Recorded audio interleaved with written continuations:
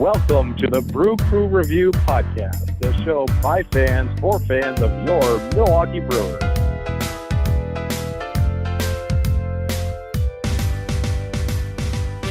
Welcome to another edition of the Brew Crew Review Podcast. This is Vince Travato. I am joined here on the set with Scott Bartell and Chris Zantow. And hey, guys, how's it going? Great. Awesome. Excellent. And we're also joined here on the set with a very special guest today, former Milwaukee Brewers pitcher Lary Sorensen. Larry, how are you doing today? Doing terrific. Thanks. I appreciate the invitation to join you guys. Yeah, absolutely an honor to have you. I know that a lot of Brewer fans are going to be very excited to hear from you, and we'll just get right into it. You played your college baseball at the University of Michigan and were drafted by the Brewers in the 8th round in 1976. Could you tell us a bit more about your draft day experience and what it was like signing your first professional contract? Well, it really was kind of a surprise to me because the California Angels had told me that I wouldn't get past them in the 5th round, and they were going to take me, and they'd had me down to Tiger Stadium. I lived just outside of Detroit, went to the University of Michigan, as you said, and so it really was kind of a surprise that it was Milwaukee. But as it turned out, my first minor league coach was a guy that had scouted me, Tony Roig, and he told me where he'd see me and everything. So I was just so happy to play. It took me about 20 minutes to sign. I held out for about 20 minutes and $2,000, and I just wanted to play, was ready to go. You got the extra $2,000 though. That's good. Well, and enough to pay for my college, for my last year of college to go back. So it worked out. That's great. Awesome. And then you had obviously you were definitely fast tracked. You only played a handful of minor league games before making your debut. What was your time like briefly in the minors, and did you think you were being rushed to the majors at all, or were you pretty happy with how things were going? Well, in my mind, I was ready to go to the major leagues from college. They just didn't see it that way. That was the big difference. But, really, guys, I was in the right place at the right time the entire time that I was in Milwaukee. And I started out with the Newark co-pilots, which Robin Yount had just left. And so they kind of had the experience of rushing a kid through. And I was a pitcher that threw strikes. I was 20 years old, and I knew my fundamentals because Michigan was very big on fundamentals. Our coach had been a minor league player for the Tigers. But the real big break of my career was the Hall of Fame game in Cooperstown, because the Brewers were playing the Mets that year in the Hall of Fame game, and obviously they didn't want to waste one of their pitchers on an off day, so they wanted to call somebody up. And the Brewers, as you might also recall, were just a little bit cheap back in those days, and so they figured they could reach out to me 60 miles away from Cooperstown in Newark, New York, and have me come over to pitch. And I went 7 innings against the Mets, and they sent me to Double-A 2 days after that. Oh, wow. Quite an impression then. Well, I had 7 good innings in a really small ballpark, got to pitch to Willie Mays, gave up a base hit to Willie Mays, which is still a highlight of my career. And, Wow. Yeah, I threw fastballs right down the middle because even then I was smart enough to figure out that people really hadn't come to watch Lary Sorensen pitch that day. Larry, for what it's worth, I think he probably could have hit the curveball as well. He could hit just about anything. That's true. Well, speaking of highlights, one thing we definitely want to talk about with you is your major league debut. So going back to June 7th, 1977, and you're 21 years old at the time, and if I'm remembering correctly, it's kind of one of those mid to late, or, like 76, 77, sometimes County Stadium, there's about 9,000 people there. I don't think they knew what they were witnessing, that, you were going to go on and have some good years with the Brewers. So you're 21 years old. So tell us what that debut was like. It really is everything that you hope it will be. It was family from all over the place coming in, from Florida, from Michigan, friends coming from all over the place, and a lot of excitement around that. They called me up, I think 2 days beforehand so that I could be there for a day. I remember that one of the things I distinctly remember when I look at the pictures, still think about, is I didn't have the right color shoes because we were wearing black and you needed blue shoes, and I didn't want to have a pair that hadn't been broken in. So I had Sal Bando's shoe. And I'll never forget. And as you might imagine, Sal kind of had some wide feet. So I got a little bit of a blister sliding around in Sal's shoes that night, but it was worth it. And it was just the thrill of a lifetime and truly everything that you hope it will be that particular night, except for the fact that I didn't get a win. Wow, that's really awesome. And so, you come up and, your first month is a little rough on some of the numbers, but then you really buckle down and your numbers look great for the rest of the year. And of course, the next season, your numbers are outstanding and for the duration of your time in Milwaukee.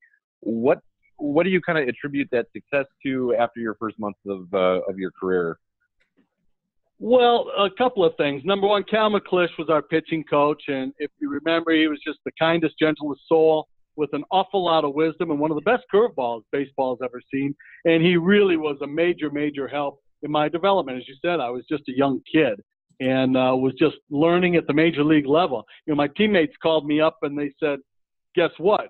We're playing South Carolina in the regionals next week. And I said, yeah, guess what? I'm pitching against the Orioles. That's how quickly that whole thing happened. But Cal was great, and he was one of the few coaches. I think he and Frank Howard were the coaches that were retained from the staff when they fired everybody. And they fired the general manager, brought in George Bamberger, and Harry Dalton took over the reins, brought in some free agents. Larry Heisel came along, and he brought up some young guys. And it was just a different club. The composition of the club was different. We became Bambi's Bombers very quickly because they could score lots of runs in a hurry. And, terrific defense, brought Molitor up, and so many good things happened. I think it was more the fact that the team improved so much than anything I really did to improve the team. Well, there was definitely a lot of turnover there then. And I guess coming in with the new regime with Harry Dalton and George Bamberger, what was it like to play under George? And were there any other people, I guess, in your first year that really kind of helped bring you along? Well, I mentioned Cal, and he was so great. He was a Native American from Oklahoma, and he wouldn't say crap if he had a mouthful of it, And then George came in, and George was from Staten Island, and George couldn't go a whole sentence without using 3 F-bombs. So it was just kind of two completely different points of view, but their knowledge of pitching was so great that once it got into my head, somehow it made sense, I might not understand the way George said it one time, but I understood the way that Cal said it. And then the next time I might not understand Cal's way, but I understood George's way. And then they brought Mike Caldwell in, who taught me about competing, really competing. And so he was a huge help. And, Jim Slayton was around and guys like that were just a big help. Sal Bando. I used to think that experience was just another word for old age until I played with Sal and realized exactly how much knowing what you're doing could help you out. And he was one of the first big free agent signings that the Brewers had made, if I remember correctly. I like in franchise history at that point. Yeah, and I was he was the first guy that I faced in spring training. After they sent me to Double-A, they sent me to instructional ball in the fall. So I'd gone from college to rookie ball to Double-A to instructional ball. And then the following spring training, I went to big league camp and was one of the last pitchers cut. And Cal McClish said to me when they were sending me down, he said, you go pitch 75 innings and you're going to be right back up here. And I went like 73 1/3 or something and got called up. So, and they brought Sal in, but I remember Sal was the first hitter that I faced in spring training when you went live. And I'm thinking to myself, this is a 7-figure guy, and I'm facing him. If I break his hand, I'll never see Double-A again. So I was having trouble keeping the ball in the cage because I was so scared. Wow. That's great. It turned out Sal is just as nice a guy as you'll ever want to meet, and obviously a tremendously smart baseball man. They didn't call him Captain Sal for no reason, and obviously his general manager duties and everything else. And that's when I really started learning that if you keep quiet a little bit and pay attention to what these guys are saying that have been around, you really can pick up a lot of baseball. And started listening to guys and talking about the way they play the game. Yeah, and another guy that, going back to that history that you pitched against, that was another big, the next big free agent signing. You pitched against Larry Heisel that first summer, and then a few months later, he's your teammate. Yeah, and Larry, as anybody that's ever met him will tell you, is just about the greatest teammate anybody's had on any team, any place, any time. Just a tremendous gentleman and a wonderful teammate and a tremendous player as well. Had he not had the injuries that he had, there's no telling what his career could have been. But when he tore up his shoulder, everything kind of started to slide on him a little bit. But just a wonderful, wonderful person, funny man to be around, quiet as could be, but when you made him laugh, it made everything worthwhile because he was a great teammate. One other guy I'd like to mention real quick, too, is Bill Castro, because Bill Castro was in Milwaukee for a lot of years as their pitching coach, and I really learned a lot from him. And in spring training, especially my first spring training, I was in a motel, and they kept a lot of guys, and they kept guys in different places, and I was in the motel, and Castro for a long time, and still is a very good friend and a guy that I learned a lot of baseball from.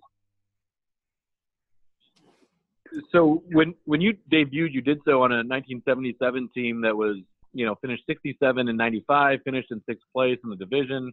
The next year, the team is a contender and goes 93 and 69. What do you think caused that massive jump in win totals for those two teams? Well, besides the difference in players, I think it was a difference in attitude. And Harry Dalton came in and he started talking right away about doing things the Baltimore way. And Baltimore had been so good for so long, and there were a lot of young players on that team, and there were some successful players on the team too, and they knew what it took to play winning baseball. And again, Sal is a big part of that. And I think that they just convinced us we could win. And George was just so doggone positive all the time. And he just always made you feel like $1 million about yourself and always made you believe in yourself and was very positive. And we had a lot of guys had terrific years, career years. I had a career year. And it was fun to watch the state get behind us, not just the city, but the whole state got behind us. When people come down and they're tailgating in the parking lot 3 hours before the games, the people are serious about their baseball. And some other things too, but serious about baseball. Yeah, absolutely. And really, I mean, success came to you pretty quick. I mean, you were an all-star basically in your first full season in '78. What was it like to be an all-star? I think you were 22 at the time. Ridiculous. You just can't believe that it's happened to you, and you walk in and you see Rod Carew and you see George Brett and you walk in with your teammates Don Money and Larry Heisel and Frank Tanana, who was a Detroit guy, so I knew him from Detroit a little bit. It was pretty intimidating, pretty awesome. Didn't really think I'd get into the game, but things worked out that way, and it was just the entire weekend, the entire all-star experience. And Euchre was there too. So Euchre was kind of keeping an eye on me and making sure I stayed out of trouble a little bit. He's always around. Yeah, as much as he ever makes anybody stay out of trouble. That was what he did. You had obviously, a good time. I would like to think in Milwaukee those years, and especially '78. But is there one on the field memory of your time in Milwaukee that really stands out? Oh man, there's been an awful lot of them that were really, really special memories. I just saw a note the other day about an 18-1 whipping we put on the Red Sox in a game that I pitched, and we had a bunch of grand slams, and we just, we were a group of guys that really got along. We had some young players, like I said, with Molitor and Yount. We were all about the same age. And so there were a lot of fond memories of that. Just a lot of times when you couldn't believe that you were really sitting there, and you had to pinch yourself a little bit that you were even sitting there. But I've got a picture of my parents, and I think the first game, I know it was the first game, but my parents and my brother and my sister were there, and their families, and we all took a picture by the rail, and I think John Beaver took the picture. and I've still got that one. So the first game is definitely a pretty big thrill.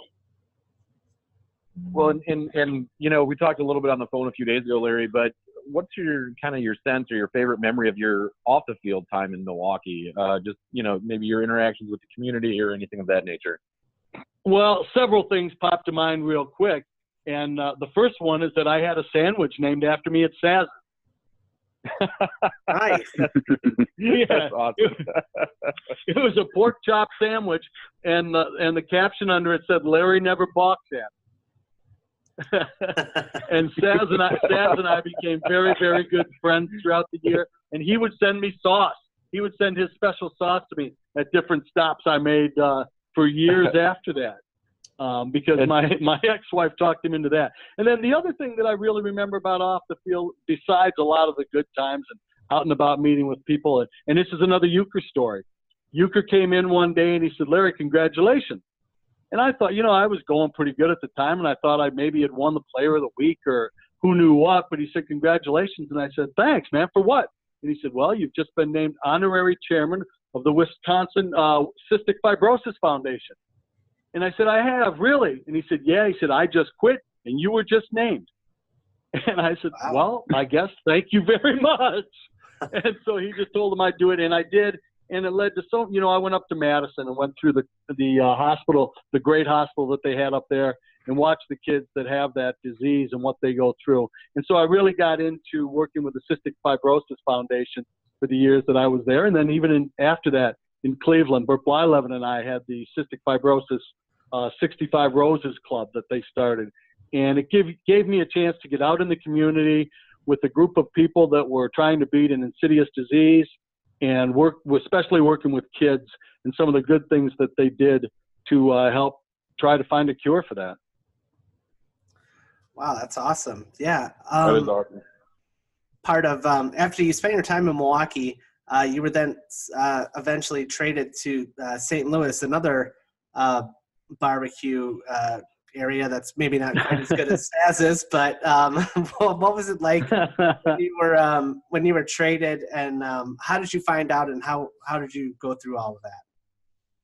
Well, actually, it was during the winter meetings, and we were at Mike Caldwell's house in Raleigh, North Carolina, and we were sitting in the hot tub, and the phone rang, and they said it was a reporter saying, "Have you heard about the deal?" And so I found out from the media.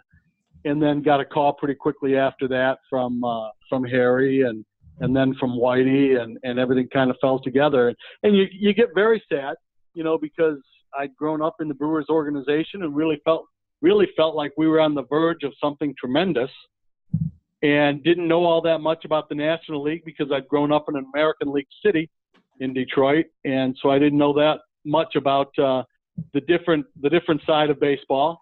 But you look at it as a great opportunity and a thrill, and I knew Whitey from Kansas City, so I knew that it would be exciting baseball that we'd be playing, and I just looked at it as a great opportunity to go out and see some other places and learn a lot more about baseball. So kind of jumping off of that and moving on, you continued to play all the way through into the 1988 season. So what are some of the other favorite memories you had after you left the Brewers organization during the rest of your career?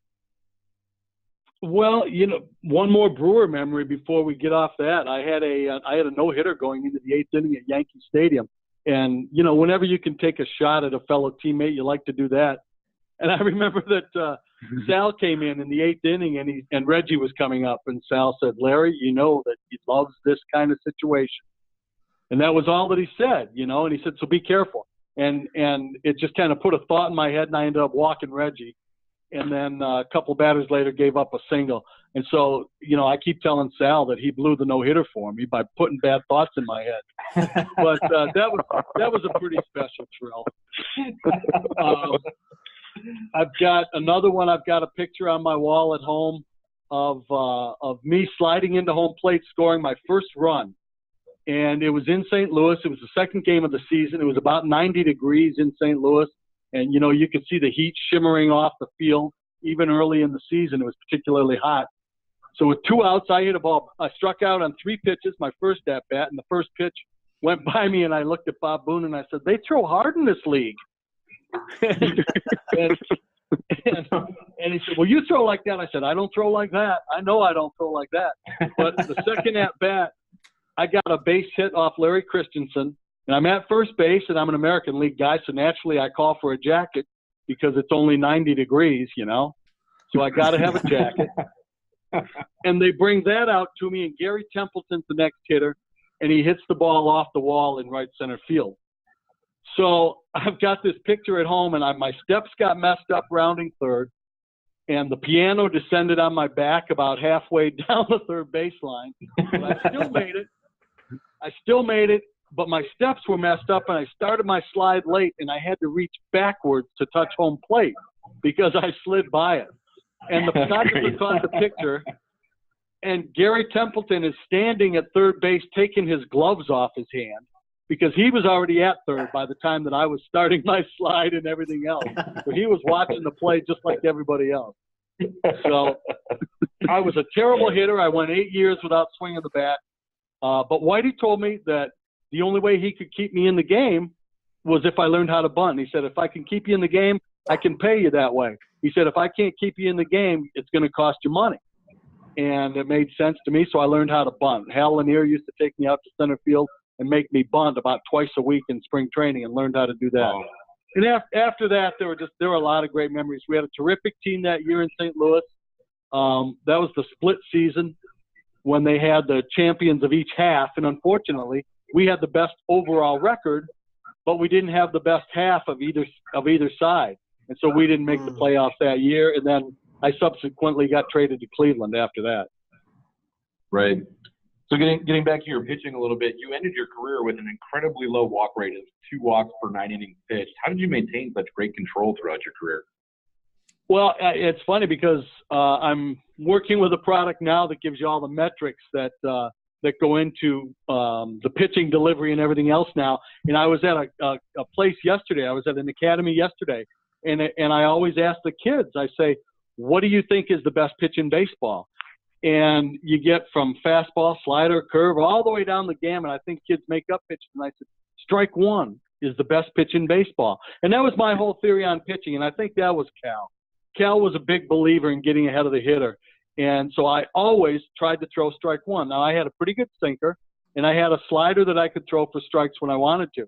And so this sounds simplistic, but I tried to throw the ball right down the middle of the plate because I knew it was never going to end up there.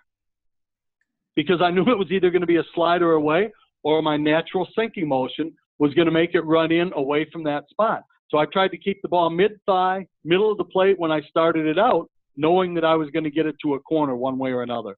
And you get ahead of hitters, and they say that the batting average difference is about 186 points if you go strike one instead of ball one and follow through the count. And that just seemed to make sense to me. So I always tried to go strike one on every hitter. That makes perfect sense. And actually, the way that you describe your pitching is a lot like how my bowling is, unfortunately. So I just try to bowl it down the middle, but it never ends up there. There, you just got to repeat the delivery. Yeah, I've seen you bowl. Scott. I don't think you've got much hope. But. Well, I wanted to touch base a little bit and see if you could tell us a little bit more about your career now, post playing days, what you're doing now. Well, I had gone to Michigan, and I knew that I was going to want to be about sports. And you probably haven't noticed it yet, but I like to talk a little bit.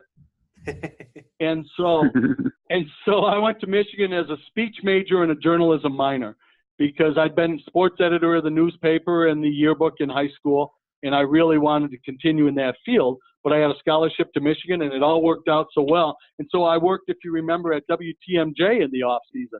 When I first started, I used to do the sports on Saturday and Sunday night in the off season. Just had a tremendous opportunity to jump right in and learn the craft a little bit better. And I always tried to make sure that I had a microphone in my hands whenever we went on the caravans to all the different cities in Wisconsin and every small town and everything else. I didn't want to just sit at a table.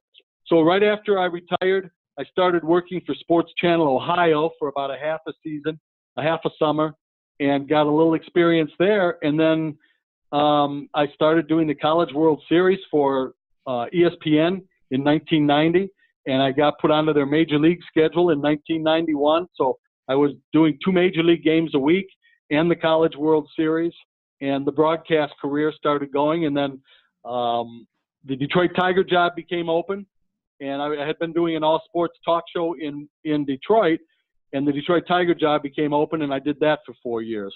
And then life got a little bit rough for me. I had some troubles with life, and I'm an alcoholic, and it cost me dearly during the course of my career and post-career, but fought through that. I spent 3.5 years in prison because of my alcoholism and drunk driving offenses. Never hurt anybody, never killed anybody, but I spent some time in prison because of that, and have come out of it and have turned things around.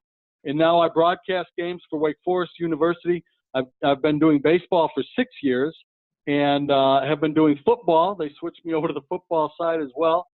You may have read about that. They had a problem with their broadcaster down here. They called it WikiLeaks at the time, and they let a broadcaster go, and they hired me. And so I've been doing that, and I've been working on a project with a baseball where a fella discovered a way to put a computer chip inside the baseball that gives you all the different metrics that the professional teams and the college teams and some of the high school teams and soon the kids will be using to evaluate their pitching and to gain consistency and to figure out how to be better pitchers and to be safer with the amount of throws they make and how they do it.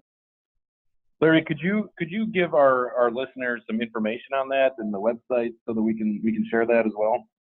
Well, I appreciate it, and I'd love to. It's called Pitch Logic, PitchLogic.com is the website, and it's by F5 Sports. So either one of those will get you to our website, and it shows you exactly how you can use it, what metrics come out of it, and we've all heard about spin rate. Well, our company has devised a third type of spin rate. So we have backspin, side spin, and rifle spin that give you total spin.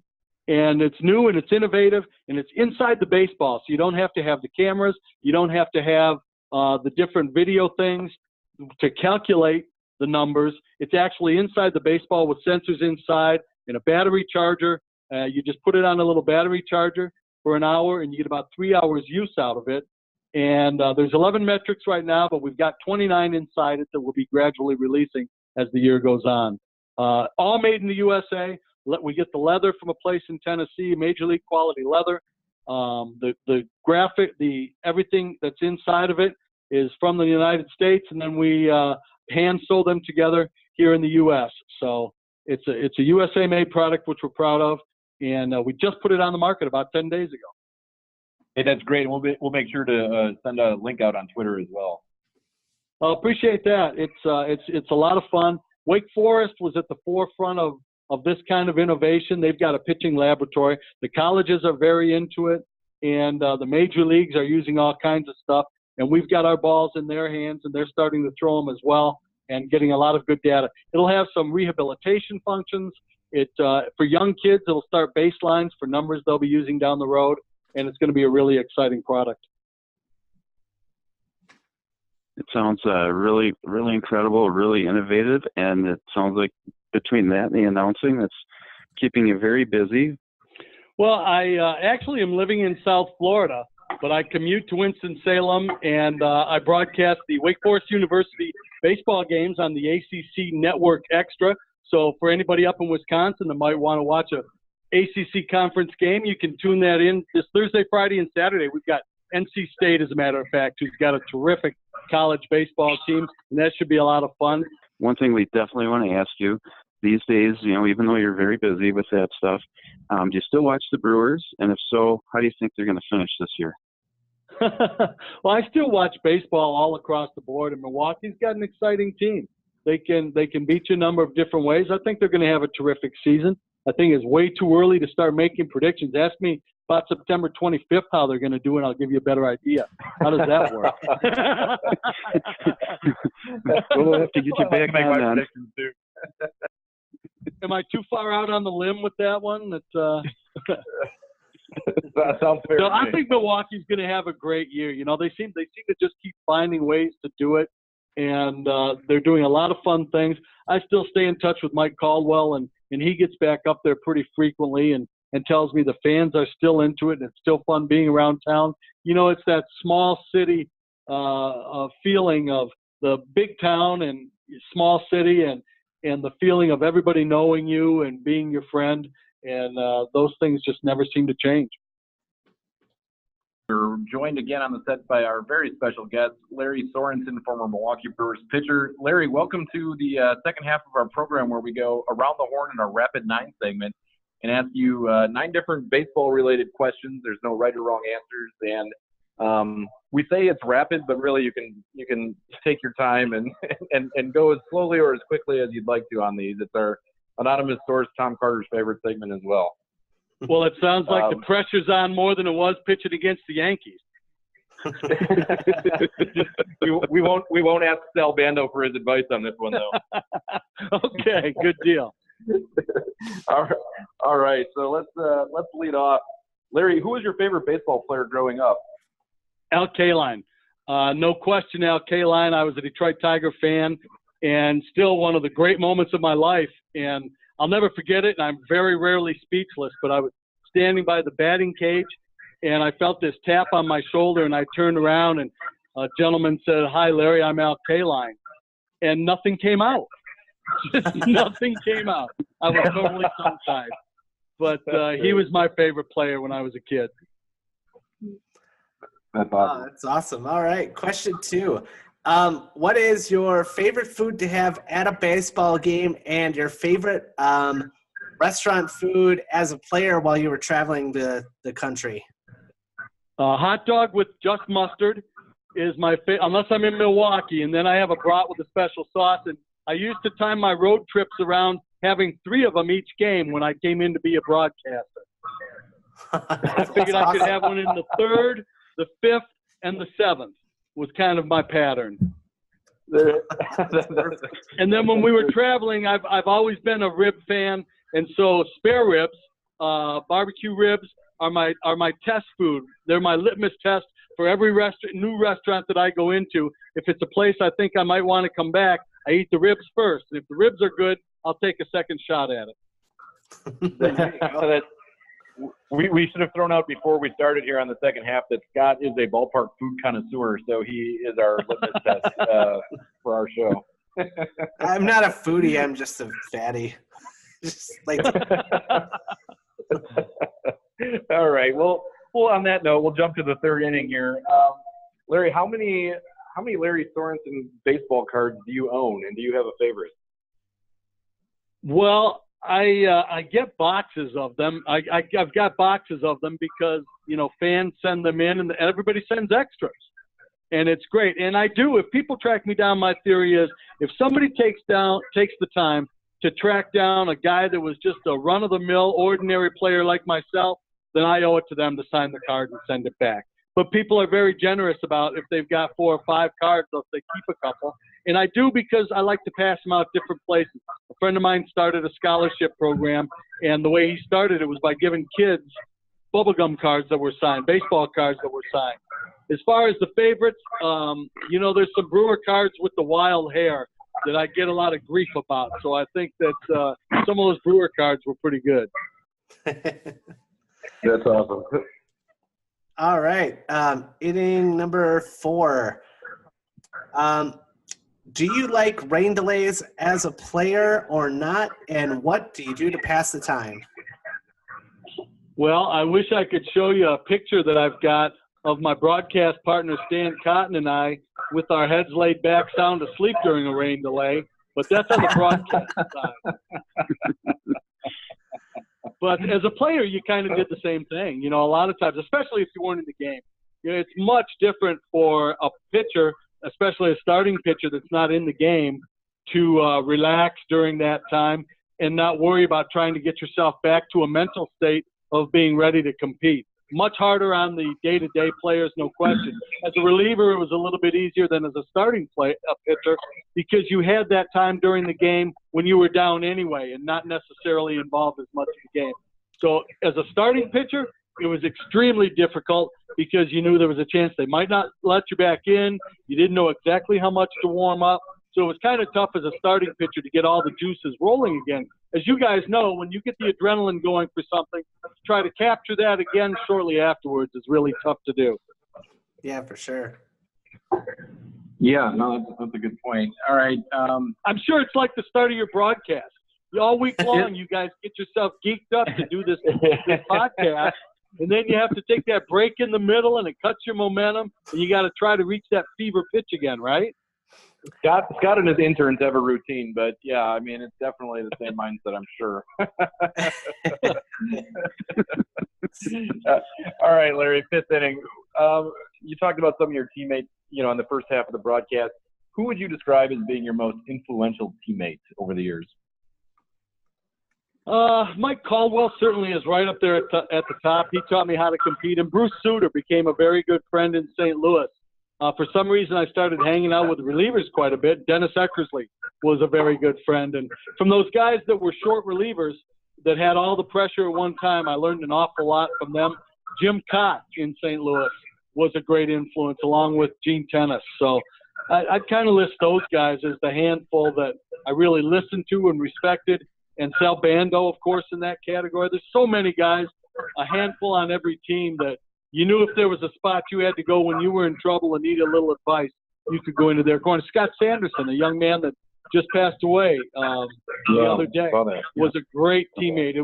We had a golf dinner foursome of Sanderson, Eckersley, Dick Ruthven, and myself.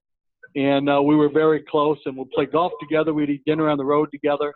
And a lot of great teammates, a lot of great memories through a lot of different baseball games. That's great. All right.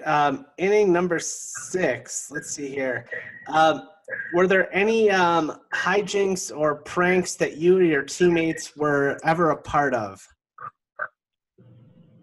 That Brewers team was amazing for pranks, and some of these stories have been told before, I'm sure. But you know, I'm trying to pick which ones I want to relate and which ones I can relate. I think we're actually we're rated open on this podcast. So I think you can feel free to relay whatever you'd like. Actually. Well, you know, the hot foot was a real big item there for a long time. And Burt Blyleven in Cleveland was very good at it. And I never really got it because I wasn't willing to sacrifice like they were and crawl through tobacco juice and spit and pumpkin seeds and sunflower seeds and bubblegum spit to crawl underneath the bench just to get a guy to light his shoelace on fire. But there were teammates that did. And I remember one time in Minnesota, actually, that Moose Haas decided he was going to pull a prank on Charlie Moore. And Charlie was sitting on the steps at the front of the dugout, and Moose crawled up behind him underneath the benches and was all dirty and sprayed a little alcohol on his shoe so that it would light good. And put a match to it, and all of a sudden the shoelace is on fire and the shoe starts catching on fire, and Charlie just looks down at it and he doesn't really react, and Moose says, "Charlie, your shoe's on fire," and Charlie says, "No, Moose, these are your shoes." Wow. Then another time in Milwaukee, Bob McClure felt the need to use the restroom during batting practice. So he went out next to the bullpen in center field, and he was in the facility, that little concrete building they had, and I think he was reading the newspaper, really is what he was doing. But he was in there, and somebody went out, and they tied the flagpole rope to the bathroom door. And so it came time to come in from batting practice, and we were all standing on the field, and you could see the flagpole waving back and forth as McClure was trying to get out of the bathroom, and it was attached to the flagpole. So, and some road hijinks that, you know, shall remain unnamed that were just spectacular. It was a very loose club. George ran a very loose club. So that's awesome. So I guess we'll say for your next inning, the question is, who was the best practical joker that you ever played with, specifically as a player? Blyleven was very good. He seemed to always have something going, and you know, you couldn't embarrass the guy. So he was willing to do just about anything to play a prank on a guy. So if I had to pick one, it would be Burt Blyleven. You know, we had one player, kid named Kevin Romberg, that had some kind of a superstition that he always had to touch you last. And he happened to And it was just something he had to do. So if you shook hands with him, you know, and patted him on the back, he'd touch you back on the arm or whatever. He always had to touch you back. But one time in Cleveland, Bert knew that he had this little fetish, and so Bert crawled underneath about 4 bathroom stalls just so that he could get in and tap Romberg on the leg. And then he sprinted backwards, and Romberg never knew who it was, so he went around the locker room, and he tapped every single guy in the locker room. And so we'd tap him back as he was walking away, and the poor guy was going in circles trying to figure out who was touching him. Yeah, I can't make this stuff up. My next question for inning number 8 is, what are the weirdest baseball superstitions that either you have or you have heard of? So you kind of answered that, but I don't know if you have any yourself or if you have any others you want to share. No, I was pretty big on if I had a really good game, I wouldn't get that pair of sleeves washed. You know, that was one. Stepping on the third baseline, never stepped on the third baseline. If I had a good inning, I'd try to stay in the same place. Towards the end of it started out when I was going good that, you know, I'd throw a piece of equipment away if I got into a bad streak. But towards the end of my career, I got in so many bad streaks, I was running out of equipment. So I had to stop that for a while. That's great. All right, well, we'll say 9th inning here. Larry, what was your favorite Major League Baseball stadium to play in, and why? Fenway Park. For some reason, I loved pitching at Fenway Park. I loved everything about it. You know, like I said before, I was just a run-of-the-mill player. But you'd get miles away from Fenway, and somebody would see your name, and they'd say, "Oh, Lary Sorensen, you're 6-4 this year. You got a 3.6 ERA," and they would know your stats and they'd recognize you. And pitching in that ballpark was just spectacular. I've still got dents on the wall where guys hit balls off of me, so that's pretty special. I went with a Wake Forest team back there, and they gave us a tour of the monster. And they said, "Is this really where you pitched?" And I said, "Yeah, and that dent over there is where Mr. Rice hit a ball. That dent is where Mr. Yastrzemski hit a ball. And that dent is..." And I love pitching at Fenway. And Carl Yastrzemski gets his hair cut the same place that I do down in South Florida in Boca Raton. And I go in sometimes when I don't need mine cut, but I know he's going to be there just so that I can hang around, because talking Fenway Park stories is a lot of fun. And my son played 5 years of minor league baseball for the Detroit Tigers and had an off day when he was out that way. And so they went to Fenway, and he walked into the ballpark and he stopped at the top of the ramp and he called me immediately. He said, "Okay, now I see what you mean." That is awesome. That is really awesome. And there's no shame in giving up, you know, hits of any type to Carl Yastrzemski and Jim Rice, just for the record. Yeah. Well, people always say, who are the guys that hit you the best? And the list is like Molitor and Yount and Ripken and Rice probably more than anybody. And Yaz, it was at the end of his career. I pitched Carl Yastrzemski Day in Fenway Park, and he made the last out of the game and hit a tapper back to me, and I got to tag him out for the last out of the game. And you know, stuff like that is just very special stuff, and so many great memories. Jim Rice, I was doing the radio show in Detroit, and I was leaving to take the Tigers job, and they somehow managed to track him down and got him on the phone by telling him he did more damage than anybody else. And he said, he came on and he said, "I'm just so glad you're back in the major leagues, because now I know where you're going to be when I'm going to a home run hitting contest, and I can send the limousine." I do hope that you remind Carl Yastrzemski when you guys are at the barber shop together about him making the last out with you pitching. Well, we did talk about it, but only one time, because I've got too much. He hit me hard too many times for me to say too much about that. Tremendous player. Fair enough. But I think we're going to do one inning of bonus baseball here if you're up for it, Larry. Absolutely. We're doing well on time, so we'll do a 10th inning question and say. So we've had a couple other players on our podcast here the last few months, and we've always asked this question, and it's how true to form is Bull Durham to being a minor or a major leaguer? Well, all I can say is that in instructional ball in 1976 that we talked about, we got rained out of a game that changed our pitching rotation because a certain right-hander wanted to get back to Ann Arbor for homecoming. And Diablo Stadium in Tempe, Arizona was unplayable one particular day when it was 88 degrees in October and hadn't rained for weeks because the field was too wet to play on. And John Felske was our manager. And former some players, Brewer, by the way. Yep, some players, it's rumored, went and laid a hose around home plate and then went out for some adult beverages after that and came back later, and there were Adidas footprints all around home plate. The mud was about 8 inches thick, and it just tapered off all the way up to the first baseline, but you couldn't use the batter's box. But I'm sure that you and your teammates didn't wear Adidas cleats by any chance either, right? Well, one of us may have. It's a rite of passage for me every spring to rewatch that movie, so I had to ask.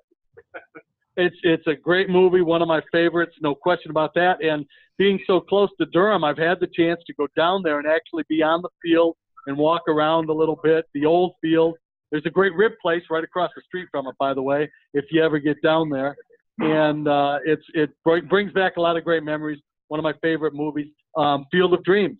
I had the chance to go out to the Field of Dreams with my son and as we took a mobile home trip around and got to play catch on there with my son, which was a great feeling as well. Oh, that's incredible. Well, I'm kind of a baseball park nut, to tell you the truth, and my current wife is a baseball nut as well. And so when she would be traveling for her job, I remember one occasion she was in Des Moines and I was in Winston-Salem, and I called her up and I said, well, I'm sitting at a ballpark. And she said, well, so am I.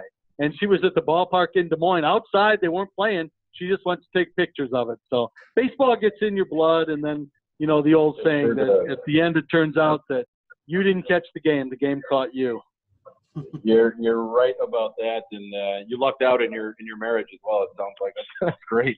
Oh, she keeps score for me at the games. The first time I was doing the Winston-Salem Dash games on TV, and so I went on a Thursday night to take her, you know, and kind of try to impress her a little bit. Was going to take her up to dinner in the buffet and everything else, and meet some players. And we walked in, and she said, "Do they sell programs here?" And I said, "Why?" And she said, "Well, I like to keep score when I go to the games." And I said, "Well, will you marry me?" I think that would be my exact line as well. That's amazing. Yeah. Well, this has been a great hour podcast with you, Larry, and we really appreciate you coming on. And I know that our fans are going to be very excited and appreciative of hearing from you for all these great stories that you've shared. Well, I love Milwaukee, and, you know, it was a real growing time for me, and career-wise, it was very special. We had an awful lot of fun. We won an awful lot of baseball games, and when people ask me, you know, about the special times, I say that bringing the state back to love baseball and rejuvenating it after the 7 years where they really struggled, watching the whole state get so involved for those years that I was there was really special, and I was very proud to be a part of that with a lot of other terrific teammates. Yeah, absolutely. And actually, really quickly on that note, one of our hosts here today is a guest. Chris, you are in the process of publishing a book. Do you want to give a plug for your book here really quick before we sign off on our show? Oh, sure.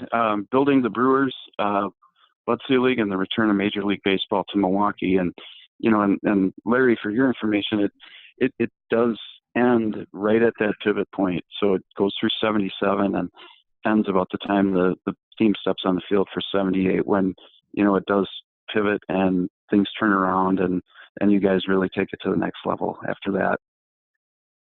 Well, I'm looking forward to reading it, Chris. I always enjoy the tweets that you send out. I pay a lot of attention to those because they bring back such great memories, and I really appreciate that. Oh, thank you. I have to tell you before we wrap up, you certainly made an impression on me when I was a kid, and we met. I don't even know what year, but it was one of the years you were with the Brewers. I think maybe 78 or 79, and you came to a convenience store in Madison, and my dad took me, and he gave me some pitching pointers that didn't work because I wasn't very good, but it certainly made an impression on me, you know, as a kid, that you took the time to talk to me about baseball. Well, thank you. It's the greatest game that there is, and the chance to to mingle with the fans and the people and listen to their stories and how much baseball means to them and how much they enjoy the game. You know, I think as players, we always have to appreciate that because we certainly appreciate everything that the fans do for us. Well, that's great, and I didn't know that background story, Chris. So that's awesome. Glad we found that, or found a way to get that on the podcast, actually. So that's great. Yeah, I still have the autographed photo that Larry signed that I occasionally I'll post out on social media. Yeah, that's I've awesome. seen it on social media, and it's funny how that does. You guys asked me about my favorite player, and Al Kaline was mine, and Willie Horton was my sister's favorite player. And we always would go to Lakeland, and one year it ended up that I got Willie Horton's autograph, and she got Al Kaline, and we never did switch it because she did it on the glove, so I never got her glove. Well, that's great. And Chris, thank you for joining us tonight. We're all excited to read your book in the coming months when it's officially out and in stores. And a very special thank you to Lary Sorensen for making the time for us tonight. We'd like to invite all of you to follow us on Twitter at Brew Crew Review 1 and continue to send your questions into us at Brew Crew Review Podcast with an S at gmail.com. So for that, this is Vincent Scott with the Brew Crew Review. Thanks again for listening, and go Brewers. Go Brewers.